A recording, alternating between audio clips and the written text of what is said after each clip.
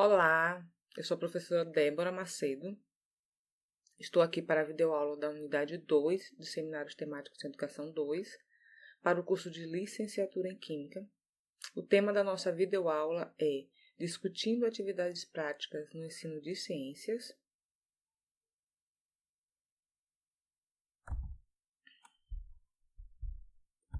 Os tópicos da nossa aula serão o senso comum e a ciência, práticas investigativas e o senso crítico,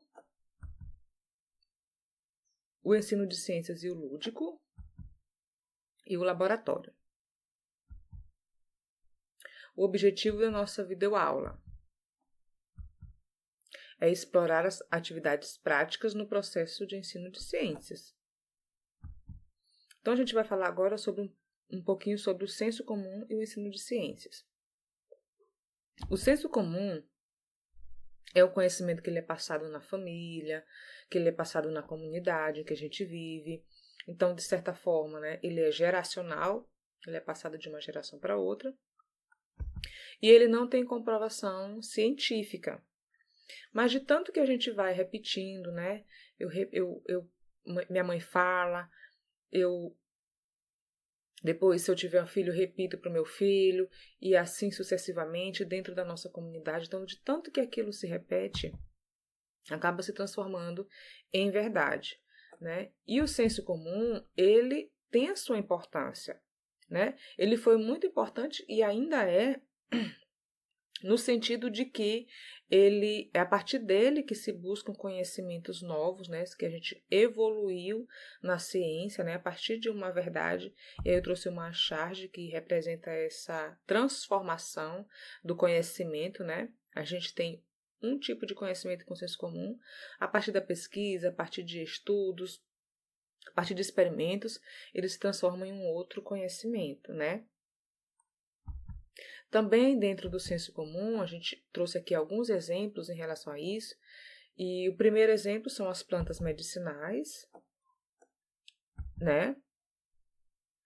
Que a partir do senso comum, aqui o exemplo é o hortelã que eu trouxe, mas tem várias outras plantas medicinais, como o boldo. Então, a partir do senso comum, né? Se pegava essas plantas,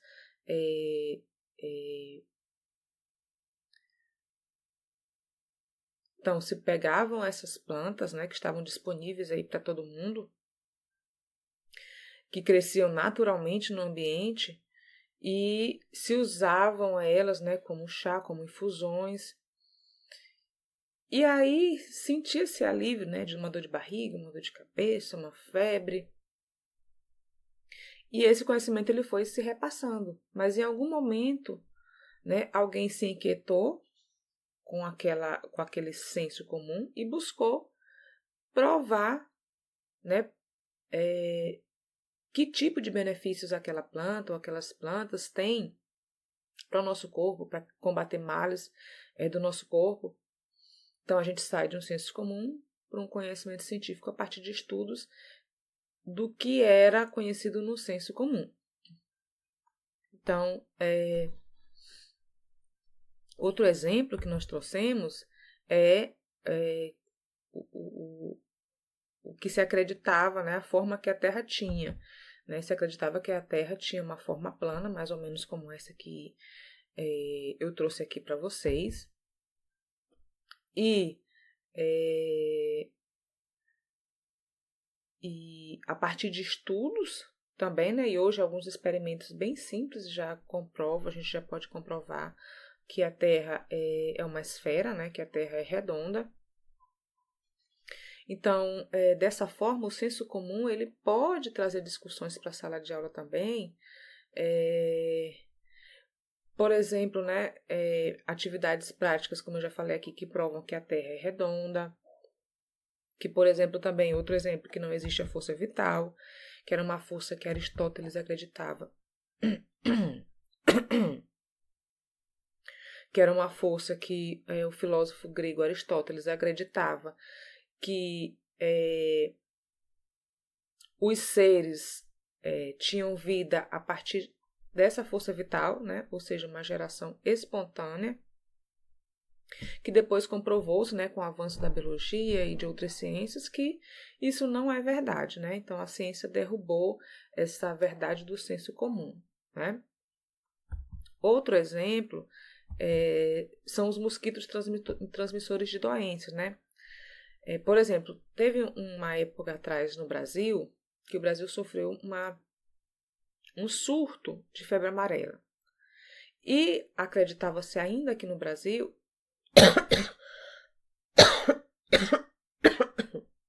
pegar água.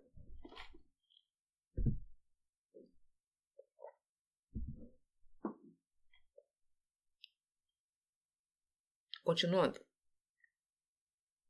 E acreditava-se ainda aqui no Brasil que a febre amarela era passada de uma pessoa para outra. E um cientista que estava responsável por combater esse surto, não é? Ele provou que quem contaminava as pessoas com febre amarela era um mosquito. E aí ele se tornou o primeiro que publicou um trabalho sobre isso aqui no Brasil. E o trabalho era intitulado Mosquito considerado como agente da propagação da febre amarela. Então também ele, de certa forma, ele transformou aquele conhecimento do senso comum para um conhecimento de fato comprovado, que nós chamamos de conhecimento científico. Então, a partir desses exemplos que a gente trouxe aqui para vocês, né, a gente percebe que as aulas práticas elas podem ajudar a desmistificar, né, desmistificar o senso comum de estudantes em relação a vários conhecimentos que são estudados dentro de ciências. E agora a gente vai passar para o nosso próximo tópico, que são as práticas investigativas e o senso crítico.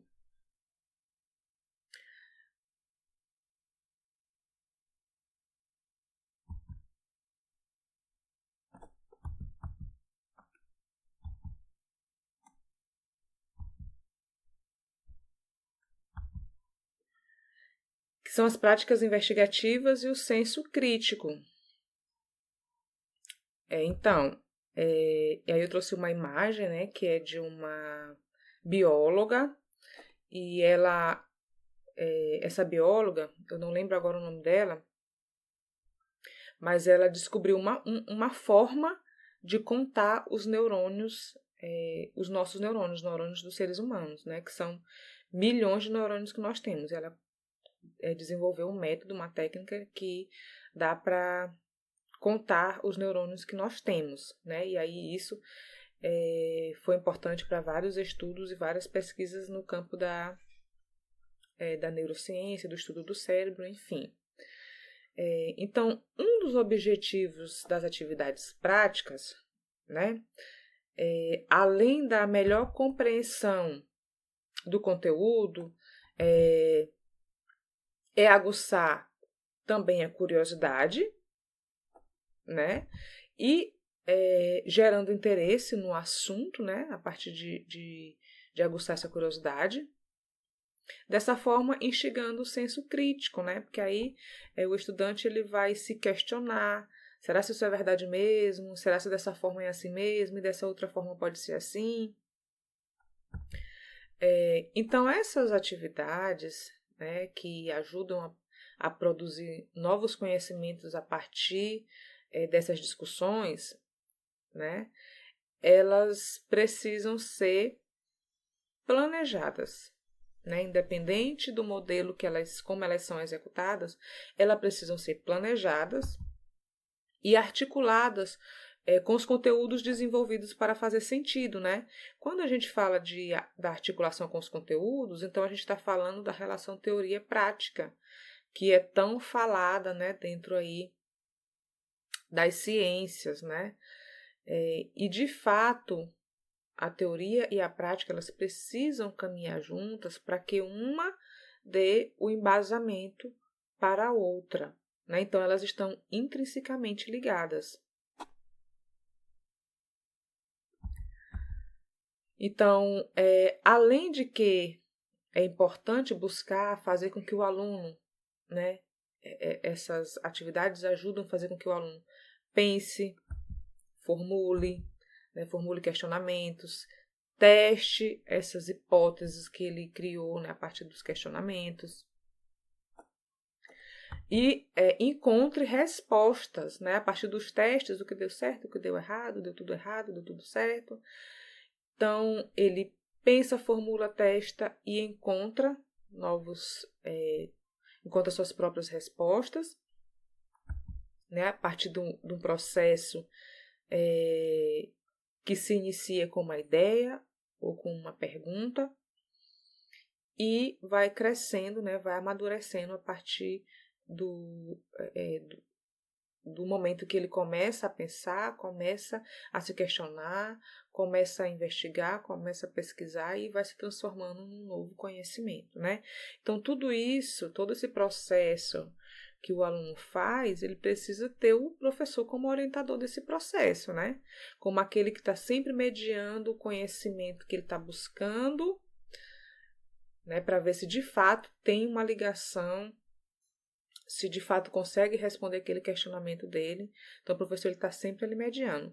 E um vídeo que eu trago aqui como indicação para vocês assistirem, dessa relação aqui do professor como mediador, penso, formulo, testo, encontro, é o problema das sombras iguais. Ele está disponível no YouTube, tá bom? É só colocar o problema das sombras iguais. E é um estudo um pouco antigo, vocês vão perceber pelas imagens, que é um estudo antigo, mas que as professoras naquele momento já se preocupavam com as atividades que elas iam trazer, né? E elas não trouxeram nada de mão beijada. Tudo para instigar que eles próprios descobrissem essa questão das sombras. Eu não vou falar muito não, que é para vocês poderem ir ver o vídeo.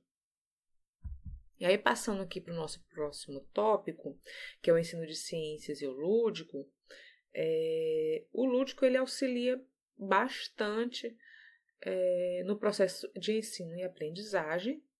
E aí, de tudo que a gente for falar sobre esse processo de ensino e aprendizagem, tem sempre que pensar no planejamento. O planejamento ele está sempre subsidiando todas essas ações, todas essas atividades. Tá bom? Então, uma forma de introduzir essas atividades práticas é o lúdico, né? Como eu já falei aqui.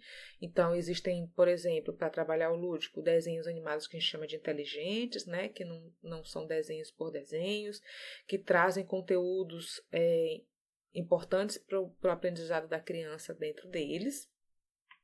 Um dos que eu destaco assim que eu dou maior ênfase é o Show da Luna, que é um desenho muito interessante. Então, a aluna é uma criança e ela tem o irmão dela e tem o Furão, né? E eles três juntos, eles fazem diversas aventuras, né? A partir de inquietações que a aluna tem, né? E aí os episódios se desenvolvem a partir dessas inquietações e ela sempre respondendo aquela pergunta que ela fez no início do episódio, tá? Então, une a ciência e a curiosidade e formula hipóteses e tira conclusões. Quem não assistiu ainda, eu aconselho a assistir um episódio para compreender o que eu estou falando. Então, a logo do Show da Luna. E aí eu trouxe aqui a música da abertura para vocês terem um pouquinho de noção do que eu estou falando, né? A letra fala assim: eu quero saber por que o gato mia. Verde por fora, vermelha por dentro, é a melancia. Eu quero saber, não quero dormir. O que está acontecendo, eu vou descobrir. Ou seja, ela precisa descobrir, senão ela vai ficar todo o tempo inquieta. Uma característica de um pesquisador, né? Então, eu quero saber para que serve a lua? Eu tenho tantas perguntas, por que a pulga pula? Eu quero saber, não quero dormir. O que está acontecendo, eu vou descobrir. Então, esse é o show da Luna. Tudo que é pergunta, a Luna faz. Por que a luz acende? Cadê a estrela cadente? Por que a gente perde o dente? Será que existe duende? Dá para andar de trás para frente? Abacaxi não tem semente? Tudo que é pergunta, a Luna faz. Então, reparem que ela, de fato, vive se questionando e os episódios são para responder esses questionamentos que a aluna tem das coisas mais simples da vida, até da cor da melancia. E aí eu trouxe outros exemplos também desse tipo de desenho, que é o Peixonauta, o Toque, o Ônibus Mágico, e existem dentre outros, né? Então, trouxe também exemplos de livros, como, por exemplo, Brevíssima História de Quase Tudo, O Dilema do Bicho Pica-Pau, O Poço do Visconde, que é né, de Monteiro Lobato. Então, um autor aí muito consagrado na nossa literatura, né? Então, todos esses livros aí trazem conhecimento sobre ciências, então também é uma forma de introduzir o lúdico dentro da sala de aula. Então, essas possibilidades, elas são ilimitadas, né? Existem jogos, existem brincadeiras, e aí eu trouxe exemplos lá no nosso material complementar dessa unidade, né? De cartilhas que tem jogos e brincadeiras, para introduzir na sala de aula também dentro do ensino de ciências. Então é isso. Basta agora explorar todas essas possibilidades que o lúdico também traz para as práticas no ensino de ciências. E aí, por fim, a gente encerra falando do laboratório, né? Não tem como a gente falar de práticas sem a gente falar do laboratório. Uma pausa.